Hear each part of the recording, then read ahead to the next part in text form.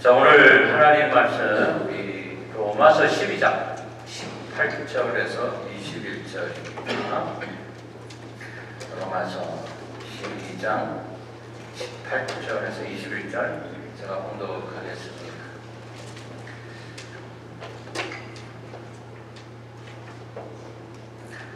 할 수 있거든 너희로서는 모든 사람과 더불어 화목하라. 내 사랑하는 자들아, 너희가 친히 원수를 갚지 말고 하나님의 진노하심에 맡기라.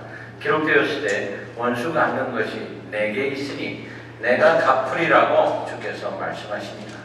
내 원수가 줄이거든 먹이고 목마르거든 마시게 하라. 그리함으로 네가 숯불을 그 머리에 쌓아 놓으리라. 악에게 지지 말고 손으로 악을 이기라. 아멘. 아멘. 오늘 평화에 대한 말씀을 드리려고 합니다. 평화는 손으로 악을 이겨야 가능하다 라는 말씀이에요. 18절 말씀에 벌써 우리가 읽었죠. 뭐라 그러셨습니까? 할 수 있거든 너희로서는 모든 사람과 더불어 화평하라, 화목하라, 그렇게 말씀하고 계시죠. 여러분, 우리가 이것을 잊지 말고 살아야지 됩니다. 여러분, 얼마나 많은 것을 잊어버리면서 사는지 모릅니다. 잊어버리기도 하고 잃어버리기도 합니다. 저는 지난 몇 주 전부터 잃어버리는 것들이 너무 많았어요. 안경도 잃어버렸다가 다시 찾고, 우산은 아예 잃어버렸고, 또 모자도 잃어버렸다가 다시 찾고, 또 어제는 핸드폰 차저를 집에 가지고 가야 되는데 교회에다 놓고 그냥 가고, 잃어버리는 게 너무 많아요. 한국에서 지난 한 해 택시에 두고 내린 물건들 얼마나 많은지를 조사를 했대요. 그랬더니 1년 동안에 약 1255번의 잃어버린 사람들이 있었는데 그 중에 핸드폰이 70%가 된답니다. 759개의 핸드폰을 두고 내리고, 지갑이 183개, 가방이 99개, 옷이 37개, 이 중에는요, 다이아몬드도 두고 내리고, 현금도 두고 내리고, 금붕어도 두고 내리고, 어항, 심지어는 지 딸을 택시에 두고 내리더래요. 그래서 운전사가 찾아다 주는 이런 일도 벌어지더랍니다. 이게 남 이야기입니까? 아니죠. 지난해까지 안 가더라도 지난 한 달 동안 잃어버린 게 너무 많았어요. 저만 그런가요? 다 그렇죠, 그렇죠? 네, 다 이렇게 고개 끄덕끄덕 하시잖아요. 예, 작게는 볼펜 한 자로 시작해서 지갑, 우산, 별걸 다 잃어버리면서 삽니다. 근데 어떤 분이 그러세요. 우리가 살면서 잃어버리는 거 많지만 정말 잊어서는 안 되는 것이 있다. 그게 뭐냐면 소망을 잊어버리면 안 된다. 감사를 잊어버리면 안 된다. 용서를 잊어버리면 안 된다. 믿음을 잊어버리면 안 된다. 그 다음에 평화를 잊어버리면 안 된다. 그러세요. 오늘 평화에 대한 말씀을 하려고 해요. 세계적인 이슈가 평화입니다. 트럼프가 드디어 김정은하고 판문점에서 악수를 하더라고요. 아주 문재인 대통령이 중간 역할을 너무 잘했다고 칭찬을 해요. 국무장관 마이크 폼페이오가 북한 들락날락합니다. G20라는 것을 일본에서 이번에 했죠. 세계에서 20등 안에 드는 국가들, 대통령들이 모여가지고 회의하는 거, 이런 거 합니다. 이거 왜 할까, 여러분? 평화를 가져오기 위해서. 이들이 잘하면 평화스럽게 되는 거고, 이들이 잘못하면 전쟁하는 거고. 여러분, 이런 거예요. 주전 3600년부터 지금까지 5700년 동안에 평화가 있었던 해, 싸움이 없었던 해, 얼마나 될까요, 여러분? 불과 292년밖에 안 되더랍니다. 292년. 이 기간 동안에 14,250번의 전쟁이 있었답니다. 이 중에 얼마나 많은 사람이 죽었을까? 40억이 죽었대요. 40억이. 지금 인구가 우리 몇 명인지 아세요? 70억이에요. 지구상에. 70억인데 그 중에 절반 이상이 죽었다. 두 사람 중에 한 사람 이상이 죽은 거예요. 이런 일이 벌어졌어요. 한번 생각해 보세요. 1, 2차 세계대전, 6.25 전쟁 이후에도 월남전이 있었고, 이란과 이라크 7년 전쟁이 있었고, 걸프전이라는 거 있었고, 작년까지 IS와 전쟁이 있었고, 지금도 이스라엘하고 시리아하고는 전쟁 중에 있습니다. 각종 테러, 군사 분쟁으로 얼마나 많은 사람들이 죽고 있는지 몰라요. 세상은 누구나 평화를 원하고 그 평화를 위해 일한다 그렇지만 진정한 평화의 모습을 찾아보기가 어렵습니다. 지난주에 제가 한 장의 사진 때문에 아주 일주일 내내 마음이 아파요. 그게 뭐냐면 엘살바도르인 25살 난 젊은 아빠가 2살 된 딸하고 멕시코 국경에서 미국으로 넘어오려다가 강에 빠져 죽었어요. 근데 이 아빠가 자기 딸을요 티셔츠 속에다 집어넣고 이제 강을 건너온 거예요. 강을 건너왔다가 이제 와이프 데리러 돌아가려고 그러는데 딸아이가 아빠가 갑자기 또 물속으로 들어가니까 깜짝 놀래가지고 뛰어내렸대요. 그래서 이 아빠가 그 딸을 안고 헤엄을 쳐서 다시 가려고 그러는데 급류에 휩쓸린 거예요. 이 급류에 휩쓸려서 아이를 안에다 집어넣는데 그만 죽고 말았어요. 아이가 아빠의 목을 이렇게 끌어안고 그러고 죽었죠. 멕시코를 비롯해서 남미 사람들은 정치 경제가 불안하니까 미국에 사는 게 꿈이에요. 그래서 이 사람들이 이렇게 넘어오려고 합니다. 미국에서 살고 싶은 거예요. 왜냐하면 미국에는 평화가 있으니까, 사람이 사는데 필요한 모든 것이 풍성하니까, 홈리스들도 절대로 굶지는 않으니까, 그 푸드뱅크에서 음식을 받아가는 사람들 쫙 줄 서 있는데 호리호리한 사람은 제가 본 적이 없어요. 덩치는 공짜니까 받아가는 거죠. 공짜니까. 공화당과 민주당이 맨날 싸우지만 정치적으로도요 민주주의 국가이기 때문에 안정이 되어 있는 나라가 바로 미국입니다. 제가 아는 경찰관이 있어요. 제가 가르치던 학생이 이제 경찰이 됐어요. 너 왜 그렇게 사람을 때려잡냐? 경찰들 왜 그러냐? 그랬더니 목사님 모르시는 말씀하세요. 우리는요 목숨 걸고 하는 거예요. 걔네들도 총 있고요, 우리도 총 있어요. 이거 일촉즉발의 상황입니다. 만일 우리가 안 죽으면 우리가 죽어요. 그러는 거예요. 그래서 제가 한번 찾아봤어요. 지난 1년 동안 경찰관이 몇 명이 죽었을까? 1년 동안에 144명이 죽었어요. 작년 1년 동안에 전쟁터에서 미군이 몇 명이 죽었을까? 여러분 놀라지 마세요. 12명밖에 안 죽었어요. 전쟁터가 어디예요? 여기가 전쟁터네요. 여기가 우리가 지금 살고 있는 여기가 전쟁터예요. 그나마 있는 평화가 눈에 보여지는 강제적인 평화다라는 겁니다. 이런 평화는 하나님 원하시는 평화가 아니에요. 평화가 없는 인간과 인간, 또 평화가 없는 인간과 하나님과의 사이, 가정에도 평화가 없고 심지어 교회에도 평화가 없어요. 이건 지옥입니다. 마찬가지예요. 똑같아요. 전쟁과 살인만 없었다 뿐이지 미움과 시기와 질투와 다툼과 그건 지옥이에요. 그러면 여러분 평화에는 두 가지 개념이 있습니다. 하나는 고대 로마 사람들이 주장을 했던 팍스라는 거예요. 팍스에서 피스가 나오죠. 평화. 기원전 1세기 말엽에 아우구스티누스라는 황제가 200년 동안 평강을 만듭니다. 로마가 전체를 정복을 하고 난 다음에 로마가 주는 평화, 그래서 뭐라 그러냐면 팍스 로마나 이렇게 말해요. 로마가 세계를 제패하면서 평화를 가져다 주었다. 이 평화가 진짜 평화일까요? 이스라엘 백성들한테도 평화가 있었죠. 뭐라 그랬어요? 야, 너희들 내 말 잘 들어. 안 그러면 죽어. 그래서 이스라엘이 그냥 로마 밑에 있었던 거예요. 유대인들이. 이게 진정한 평화일까요? 강제 평화예요. 강제 평화. 강력한 평화를 구축하기 위해서는 강력한 군사력이 필요합니다. 지금 그래서 미국이 강력한 군사력을 가지고 세계 전체 평화를 유지하려고 그래요. 그러면 우리가 이걸 뭐라고 불러야 될까? 팍스 아메리카나. 그렇죠. 팍스 아메리카나. 사회가 안정되어 있는 건 경찰들의 강력한 파워 때문입니다. 지금도 많은 나라들이 경제력이나 정치력을 가지고 때로는 군사력을 가지고 이 평화를 이루려고 하는데 이게 진정한 평화예요? 아닙니다. 그래서 두 번째 평화가 있어요. 헬라어로 에이르네라는 평화가 있습니다. 이걸 히브리 말로 샬롬 그럽니다. 예수께서 말씀하시는 평화예요. 지극히 영적인 평화, 지극히 개인적인 평화, 지극히 종교적인 평화. 이 평화는 하나님이 주시는 것으로 아주 완전하고 신비 물질적인 평화예요. 파츠상으로는 다릅니다. 예수께서 뭐라 그러셨냐면 요한복음 14장 27절에 내가 너희에게 주는 평화는 세상이 주는 것과 같지 않다 그랬어요. 여러분 이 평화를 누리시기를 바랍니다. 과연 그게 무슨 평화일까? 완전한 평화라는 게 뭘까? 여러분 완전한 평화를 누려보셨어요? 하나님을 만나본 사람들은 이 완전한 평화가 있습니다.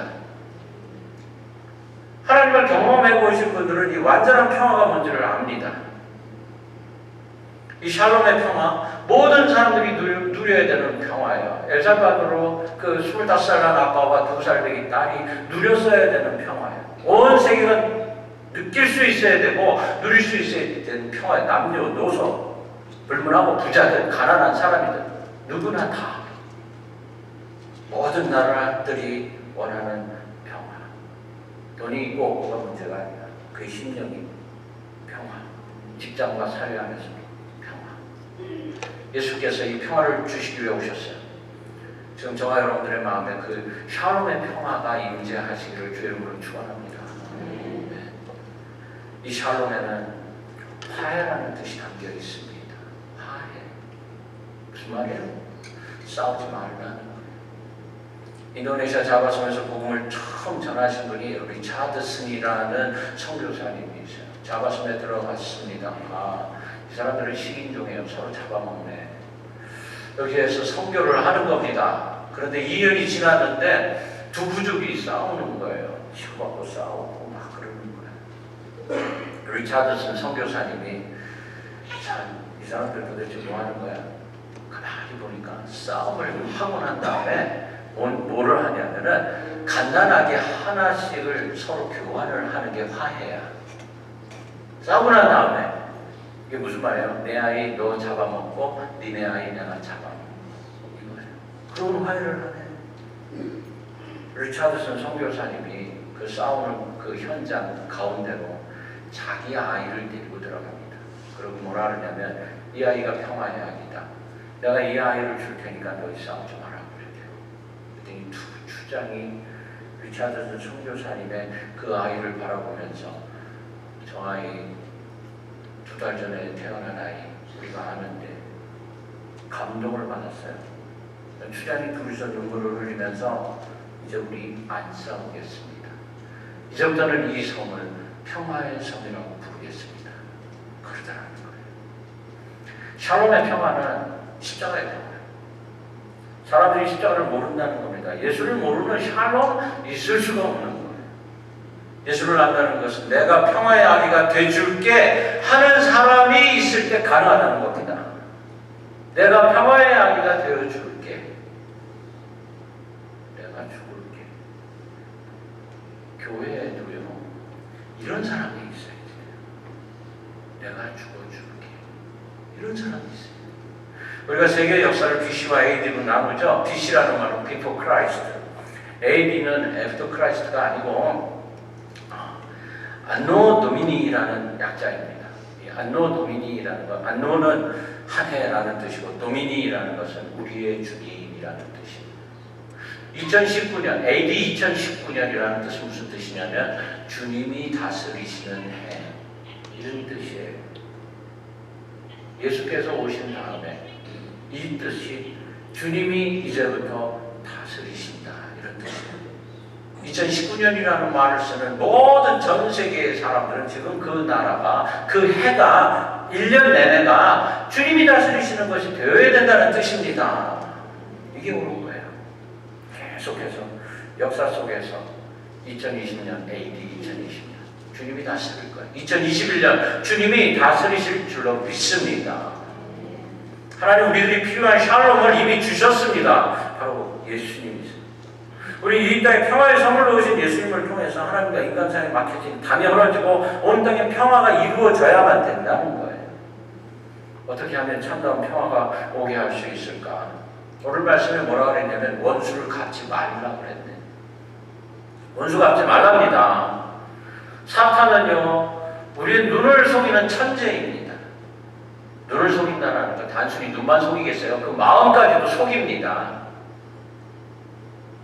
이게 문제인 게 내가 지금 속임 당하고 있는 줄 모르네. 내 마음은 내 마음인 줄 알았어. 근데 내 마음이 아니었어. 이거는 사탄의 마음이었어. 당장은 몰라요. 시간이 지나가고 나야 깨닫지. 그래서 예수님의 눈을 속이기 위해서 사탄이 뭐라 그랬냐면 사람들 저주해라, 원망해라, 미워해라. 예수님 뭐라 그러세요? 저들이 지은 죄를 모릅니다. 용서해 주시네. 예수님 좌우 강도들이 있어요. 인간의 대표되는 사람들 하나가 오른쪽에 하나가 왼쪽에 있는 거예요. 지금 좌편 강도는 뭐라 그럽니까? 저주를 하네. 우편 강도는 뭐라 그럽니까? 용서를 비네. 예수님이 우편 강도 이런 인간이 있어야 돼. 그렇죠? 이런 인간이 있어야 돼. 그 인간을 용서하시고 대견하게 바라보시면서 뭐라 그러셨어요? 오늘 네가 나와 함께 천국에가 있을 것이다. 낙원에가 있을 것이다. 예수님과 천국 동반자가 되시네. 와, 놀라운 인바이팅 카드예요. 예수님은 사탄에게 안 속으세요. 저와 여러분도 속으면 안 됩니다. 평화를 깨뜨리려는 사탄의 속임수가 지금도 흥황이에요. 평화 깨지고 갈라지고 욕하고 싸우고 이러고 있어요. 그래서 사탄에게 속지 않게 하기 위해서 깨어 있어야 되겠는. 어떻게 하라고요? 원수를 갚으려 하지 마라. 분노하지 말라는 거예요. 화내지 말라는 거예요. 고통스럽고 힘들 때 분명히 있을 것이다. 그러나 그때마다 예수 그리스도 이름을 선포해라. 내가 선하신 주님의 도구가 되어드리면서 다른 사람을 위해 나를 십자가에 매달을 수 있어야지 된다는 뜻이죠. 그래서 그래도 억울해. 나 이거 못하겠네. 그래도 억울하면 뭐라고 그랬냐면 하나님의 진노에 맡겨라 그랬어요. 오늘 말씀에 보면 너희가 친히 원수를 갚지 말고 하나님의 진노하심에 맡기라 기록되었을 때 하나님의 진노에 맡기세요. 하나님은 불이 진노하시는 분이세요. 하나님이 진노하시면 나만 알 자가 없습니다. 견딜 자가 없습니다. 그냥 맡기면 됩니다. 내 대신 진노하시는 하나님 원수를 갚아주시게 될 거예요. 그 다음 평화를 누리기 위해서 뭐라 그랬어요? 원수가 줄이거든 먹을 것을 주어야 하고 목말라 하면 물을 주어야 하고 춥다고 하면 숯불을 주어서 그것을 들고 머리에 이고 가게 하라는 뜻이에요. 말씀은 어느 날 보니까 내 원수가 이 사람이 망해버렸네. 아주 그냥 힘든 상황이 돼버렸네. 먹을 것도 없네. 마실 것도 없네. 입고 다닐 것도 없네. 추워서 발발 떠네. 그래서 어떻게 하라고요? 이 사람이 저 사람한테 가서 야, 나 배고파 이래야 되는데 안 해. 왜 안 해요? 자존심 상하니까. 물 달라고 해야 하는데 안 해. 자존심 상하니까. 추워 죽겠는데 도와달라고 또 안 해. 자존심 상하니까. 원수이기 때문에 그런 거예요. 근데 여러분 보세요. 이 상황 왜 이렇게 돼버렸을까? 하나님한테 맡겼잖아. 하나님 이렇게 만들어 놓은 거예요. 그렇죠? 하나님이 망하게 하셨네. 이런 생각이 얼핏 오지 않으세요? 난 그렇게 생각이 되는데 이 사람이 이런 곤란한 상황에 빠진 거 하나님이 하셨네. 내가 원수를 갚지 않고 맡겼더니 이런 일이 벌어졌어요. 원수의 곤란한 모습, 원수의 불행을 보니까 어때요? 속이 시원하네. 인간적으로 속이 시원하죠. 망해버렸으니까 좋잖아요. 그렇죠? 와 박수 치고 싶어. 그렇죠? 근데 하나님 뭐라 그러십니까? 밥도 줘라, 물도 줘라, 옷도 줘라. 그러시는 거예요. 다 주라시네. 다 주라시네. 여러분, 이게 우리가 받은 명령입니다. 이 땅에서 살면서 절대로 척을 지면서 살지 말라는 거예요. 정 만들지 말라는 겁니다. 원수 지지 말라는 거예요. 그럼 어떻게 살려? 늘 은혜를 베풀면서 살라는 거예요. 늘 은혜 베풀면서 그 사람이 그럴 수밖에 없었었지요. 그러라는 거예요. 그냥 이해하라는 거예요. 제가 목회를 하면서 마지막으로 깨달은 게 그거예요. 저도요, 한번 싸우면 되게 싸우는 사람. 한번 화내면 왕창 화낼 수 있어요. 제가 유도가 3단이에요.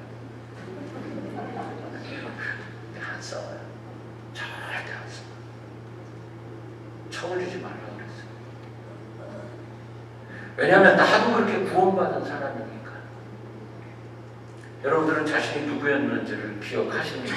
얼마나 말 안 듣고 고집 부리던 사람이었습니까? 조상대대로 예수 모르던 과정에서 자라다가 오늘 하나님 은혜 때문에 내가 예수 믿는 사람 된 거예요. 알고 보니까 이것보다 더 좋은 게 없네. 이것보다 큰 축복이 없네. 얼마나 좋은지 몰라. 예수 믿고 산다는 게. 그렇죠? 국립경상대학교 축산학과 교수 주선태라는 교수님이 계신데 이분이 아름다운 시작이라는 책을 썼어요. 근데 이분 가정은 대대로 미신이 있던 가정입니다. 어머니가 그렇게 예수를 안 믿었어요. 그러시다가 돌아가셨네. 이 어머니가 3가지 유언을 하고 돌아가셨는데 첫 번째가 정치하지 말라, 두 번째가 개고기 먹지 말라, 세 번째가 예수 믿지 말라 이거였네요. 근데 이 주선태 교수가 이걸 철저하게 지키는데 미국의 커네티컷에 교환교수가 왔어요. 교환교수가 와가지고 골프 치면서 이제 신나게 노는 거예요. 노는데 주일만 되면은 나를 봐야 되는 거야. 이 소영이래 이름이. 소영 교수. 이름이 소영이래. 그 책에 있는 거예요 그대로. 근데 이 소영이를 봐줘야 되는 이제 골프를 못 가니까 이거 어떡하지 그러는데 옆집 사람이 교회를 가네. 그래서 우리 딸 데리고 가세요. 그리고 보내놓고 자기는 골프 치러 간 거예요. 근데 크리스마스가 됐는데 소영이는 아빠가 없는 아이라는 소문이 도는 거예요.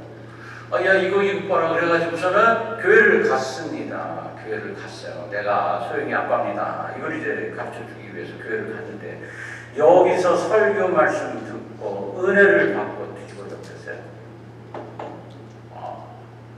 은혜가 들어오니까 예수를 믿게 되니까 너무너무 좋은 거예요. 근데 어머니의 유언이 뭐예요? 예수 믿지 말라가 있잖아요. 예수 믿지, 정치하지 마라, 개고기 먹지 마라, 예수 믿지 마라. 이 3가지. 근데 예수 믿지 말라고 그랬는데 이거 예수를 믿게 돼서 너무너무 마음이 아픈 거예요. 그래서 소영이하고 둘이 앉아서 기도를 합니다. 하나님 아버지, 지금부터 엄마 제사를 지내야 되는데 이거 참 제가 제사를 못 지내겠습니다. 이제 이러면서 기도를 하기 시작을 합니다. 그러면서 뭐라 그러냐면 하나님 이건요 제가 지금 제사상 앞에 있지만 질투하실 수 있는 그런 거 아니고요. 그냥 어머니 생각하기 위해서 하는 거예요. 뭐 이러면서 이제 기도를 이런 식으로 합니다. 이렇게 기도를 드리고 난 다음에 그 다음에 이제 제사 이렇게 인사를 했대요. 제사상 앞에서 절을 하고 그리고는 2층으로 올라가서 그리고는 이 주선태 교수가 엄마하고 이제 대화를 합니다. 뭐라 그러냐면 엄마의 잘난 아들이 이제 교회를 다니게 되었는데 엄마도 우리 같이 믿읍시다. 이러면서 대화를 하는 대목이 쫙 나와요. 제가 이거 뭐 지금 다 읽어드릴 수는 없고 끝에 가서 그럽니다. 이제 엄마 차례야. 엄마 그 잘난 아들이 하나님에게 선택되었어. 엄마가 그렇게 싫어했던 예수쟁이가 되고 싶어. 엄마가 그랬지? 이런 건 인력으로 어쩔 수 없는 거라고. 어쩌면 좋을까? 그러면서 이제 엄마의 똑똑한 아들 교수 아들 쫓아서 예수 믿으면 안 될까? 이렇게 끝나요. 근데 이미 돌아가셨잖아요. 이미 돌아가신 이분이 어떻게 예수님을 믿게 될지 안 될지 저는 모르겠습니다. 한 가지 분명한 사실은 있어요. 뭐냐면 예수 안 믿는 사람 예수 믿게 해야지 된다는 거예요. 우리 일리가 친척. 교회를 다닌다고 하지만 예수 안 믿는 사람 많아요. 어쩌면 이 자리도 있을 수 있어요. 정말 예수를 믿습니까? 마틴 부버라는 교수님이 계세요. 아주 유명하신 분이세요. 오늘 친구 목사가 마틴 부버한테 와서 그럽니다. 야, 너 예수 믿냐? 내가 교수요, 신학교 교수. 지난 40년간을 내가 강단에서 가르쳤어. 근데 나한테 지금 뭐라고? 예수 믿냐고? 나 믿지. 그러면 뒤돌아서서 집에 가는데 하루 종일 생각이 나더래요. 너 예수 믿냐? 나 예수 믿냐? 아, 이게 무슨 말이지? 너 예수 믿냐? 아, 지금까지 나는 3인칭의 예수를 믿었네. 예수님과 나와의 관계성 안에서 예수를 한 게 아니었네.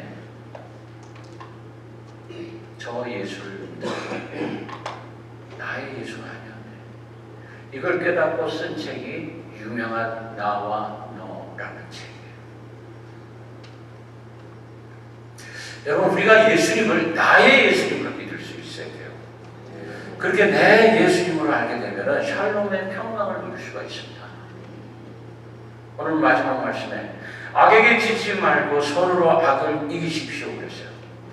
우리의 평화를 깨뜨리는 악을 이기는 방법이 서로를 악으로 이기는 거랍니다. 서로를 악을 이기는. 왜 그래야 합니까? 18절에 할 수 있는 대로 모든 사람과 더불어 화평하게 지내기 위해서. 할 수 있는 대로. 이게 무슨 말이에요? 네 성질대로 하면 못해. 이런 뜻이에요. 네 성질대로 하면 못해. 예수 그리스도를 통해서 저와 여러분 모두에게 평화가 넘치기를 간절히 바랍니다. 하나님 주시는 평화의 샬롬이 넘치기를 바랍니다.